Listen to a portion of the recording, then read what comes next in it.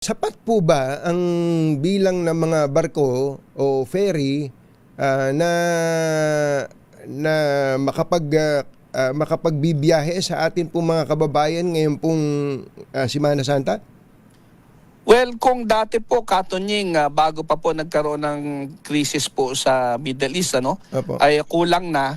Lalo pong kumulang ngayon dahil marami po sa mga barko po ay nagbawas po ng biyahe at Naku. yung iba nga po ay nagkansela na po ng biyahe po nila. So, sinasabi na po natin sa mga kababayan natin na maghanda po sila na kung Naku. ang biyahe naman po nila ay hindi talaga ay may paglipapaliban pa, ipagpaliban na lang muna po nila dahil medyo pahirapan po talaga ang pagsakay po ngayong Semana Santa.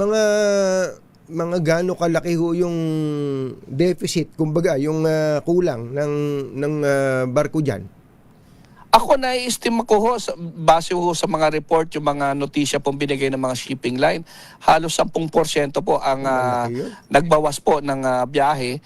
Kung hindi man po nagbawas, nagsuspinde, o kung hindi man po, ay bumabagal po yung turnaround time dahil medyo binabagalan po nila yung biyahe para makatipid po sa krudo. So kung mga 10% 'yon, at least 10%, mga ilang pasahero po ang mawawala na upuan, kumbaga, kung i-estimahin ninyo. Nako, mahirap pong mahirap pong ma-estimate, Katunying. Oo. Mahirap po ma-estima dahil iba-iba po kasi ang rutang pinag-uusapan po natin,